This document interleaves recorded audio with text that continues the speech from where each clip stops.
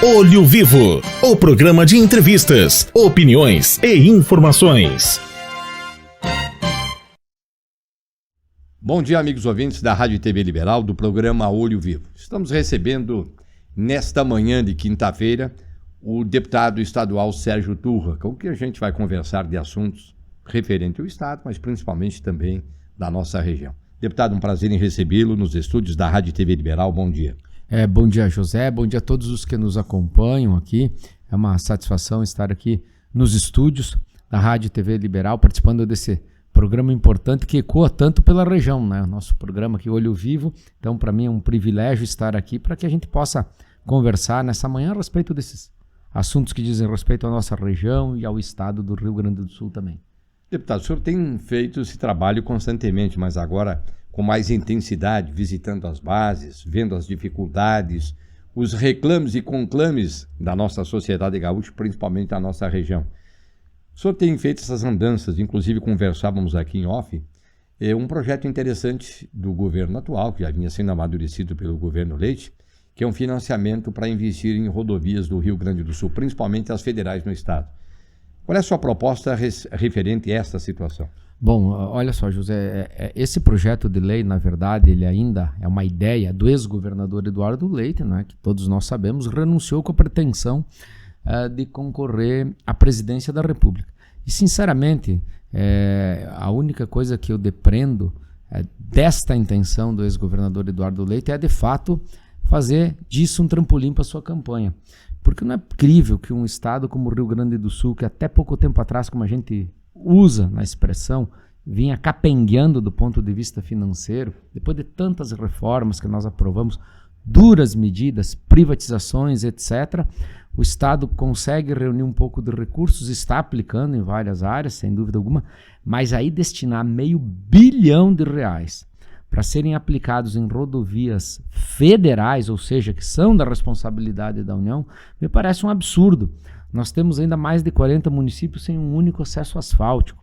Nós temos tantas ligações entre municípios, entre regiões que não são pavimentadas. Inclusive, eu lhe questionava a 129 de Casca Guaporé, o acesso à União da Serra. Exato, olha, nós poderíamos ficar aqui falando o restante da manhã sobre quanto o Estado ainda está devendo para o cidadão do ponto de vista da sua malha rodoviária, para não entrar em outros campos, como, por exemplo, a falta de investimentos em escolas públicas do Estado. Algumas faltam banheiros, outras faltam telhado, falta cobrir a área esportiva, enfim. Então, me soa absurda essa ideia do ex-governador. E esse projeto ele não contará com o meu apoio, muito antes, pelo contrário. Eu estou trabalhando muito na Assembleia, inclusive conversando com o atual governador, delegado Ranovo, para que ele possa ter a sensibilidade e até retirar o projeto da ordem do dia, porque eu me sinto desaforado por essa proposta, não é? Nós lutamos tanto, a gente vê tanta dificuldade para poder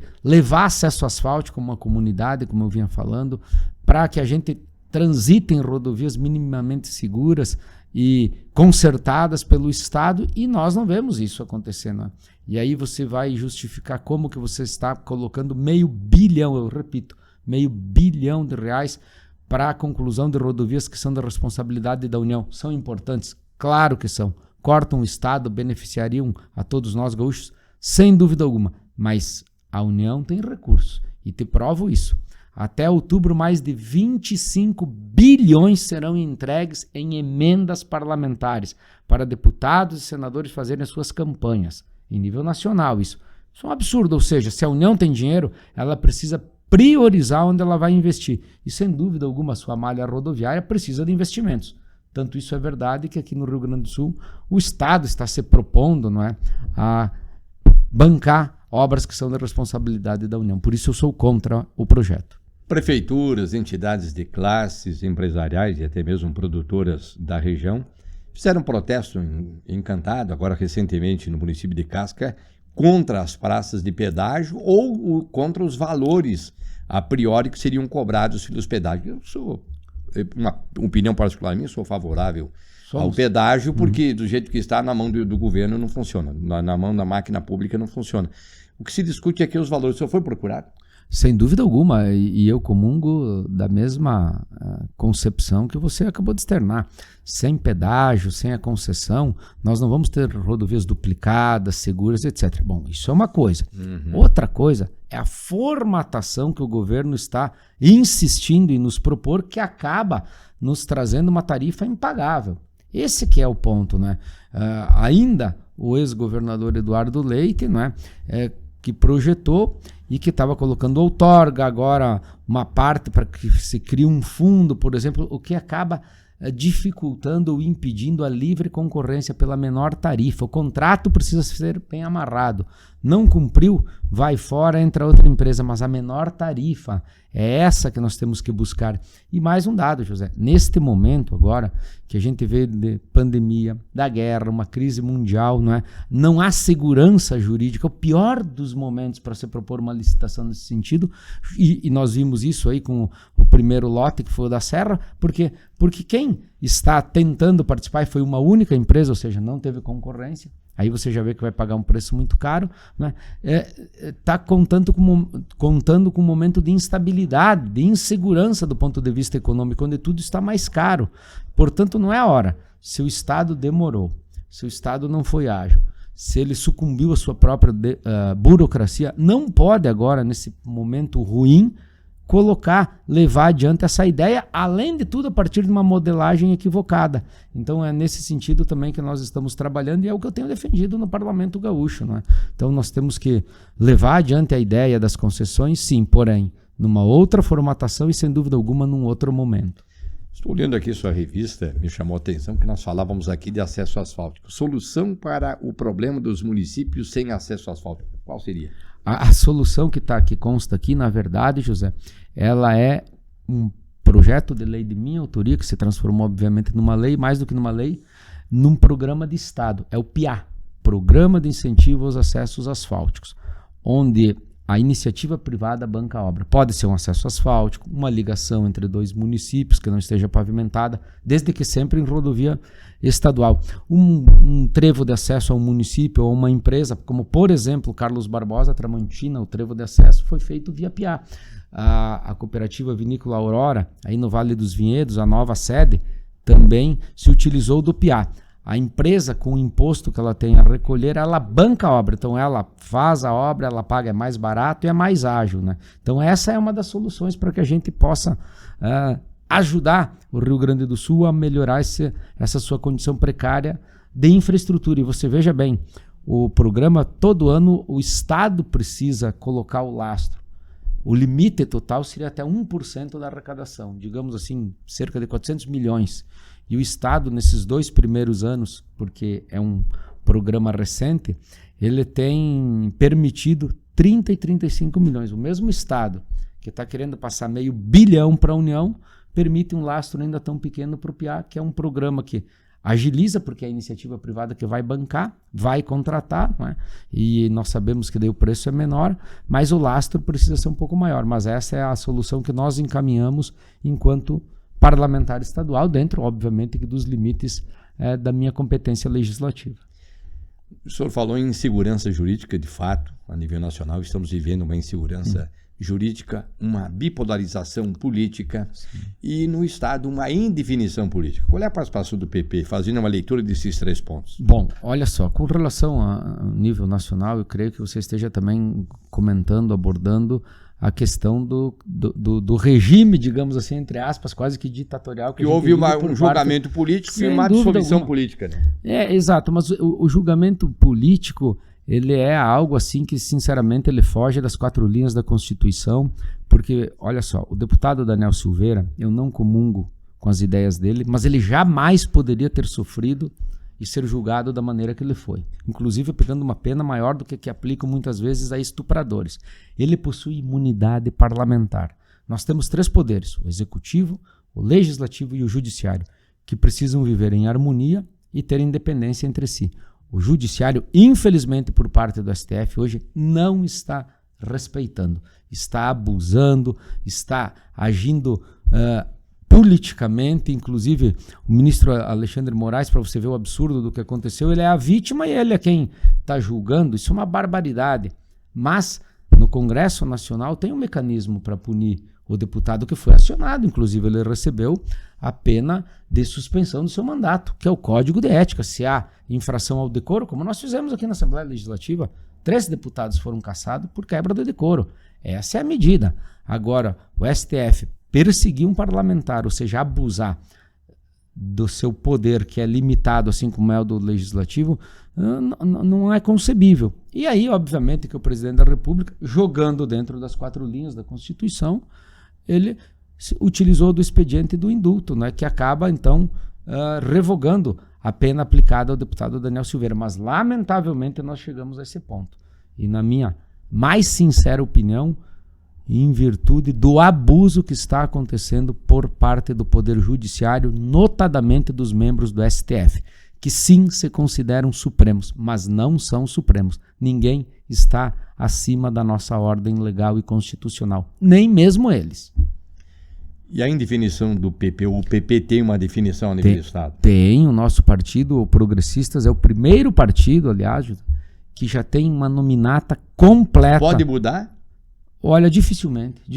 Nós vai na cabeça de chapa mesmo? Vai na cabeça de chapa. Hoje o senador Luiz Carlos Reis é candidato ao governo. Nós temos uma candidata a vice, que é a Tanise Sabino. Ela é vereadora evangélica em Porto Alegre. E agora nós temos também nossa candidata ao Senado da República, que é a comandante Nádia, uma mulher de direita, conservadora, que tem um discurso nesse sentido muito coerente. Então nós temos a nossa chapa. Agora, se em virtude de uma outra coisa, outros partidos estão patinando, digamos assim, na formação das suas, cada um tem que gerir os seus problemas. Eu posso afiançar que o Progressistas vem muito forte para as eleições. Inclusive, nós vamos apresentar um plano de governo baseado na nossa experiência comprovada nas gestões públicas municipais. Porque o nosso partido, nas últimas 6 eleições municipais seguidas, elegeu o maior número de prefeitos e vereadores do estado do Rio Grande do Sul. Isso não é um número apenas. Isso significa que em qualquer canto do Rio Grande que a gente andar, obras foram deixadas, marcas que os nossos gestores municipais apresentaram à sociedade. E é com base nessa experiência que nós queremos agora apresentar um projeto para o Rio Grande do Sul que a gente quer ver. Um estado que pense de novo no seu desenvolvimento, um estado que seja de novo competitivo e que não fique apenas focado o que tinha que acontecer, mas isso já aconteceu, né? No enxugamento da sua máquina, focado em si, olhando para dentro. Agora está na hora de olhar para os gaúchos e para as gaúchas. E ninguém como o Progressistas, que é o meu partido, tem essa experiência. Tanto isso é verdade que eu te falei os números, né? Os resultados que as urnas expressam a nosso favor. Deputado, o senhor teve uma missão aqui no estado, agora o desafio é Brasília, Câmara Federal? Sem dúvida alguma, o desafio agora é outro, é buscar um novo espaço, é abrir um espaço também, porque eu confio muito nisso, né?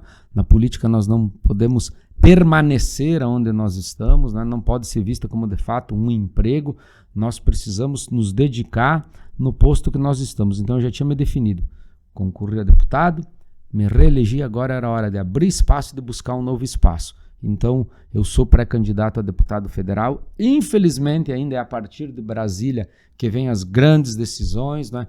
Que vem a oportunidade da gente trazer para perto, para a base, para onde precisa de recursos, os recursos que aqui são produzidos, e não são recursos de deputado federal, são recursos da nossa gente, do nosso povo, impostos que são pagos, que aliás eu sempre lutei e seguirei lutando aonde eu estiver, contra o aumento de impostos, né?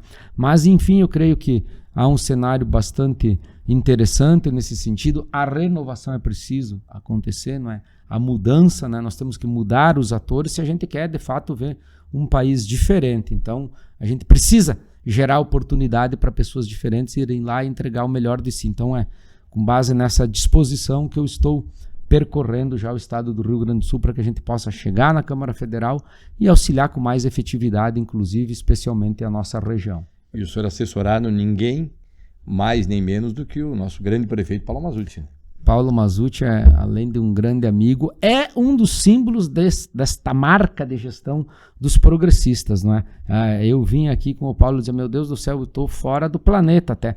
Era a inauguração de obra que acontecia semanalmente. E não estou falando isso porque eu estou com o Paulo, que essa é a mais pura verdade. Basta buscar na memória recente e o que eu estou falando, todos os guaporenses vão ver que é a mais pura verdade, né? Então, para mim, é um privilégio, uma honra e uma responsabilidade muito grande, né? Ter alguém como o Paulo apostando na nossa caminhada, porque a história dele, todo o trabalho, toda a entrega que ele fez por Guaporé, sem dúvida alguma a gente precisa honrar, né? Então, para mim, é um orgulho e uma responsabilidade ainda maior. Aliás, Guaporé, nós temos uma ligação que vem lá de antes, né? Com Antônio Spiller, com tanta gente aqui, e fruto de uma ligação que havia com meu pai também, Francisco Turra, que quando teve a oportunidade de estar deputado federal, não é? Ele pôde contribuir muito, seja com Guaporé, com a região, e é isso que eu quero fazer, né? Bons exemplos eu tenho, então é com base neles, né, que eu vou me inspirar para poder seguir trabalhando pela nossa região. Obrigado, deputado. Sucesso nessa caminhada. Muito obrigado, eu que agradeço a oportunidade e vamos adiante. Eu sempre digo, tem que ter fé na vida e fé no trabalho sempre. Conversamos aqui na programação da Rádio e TV Liberal e do programa Olho Vivo com Sérgio Turra, deputado estadual.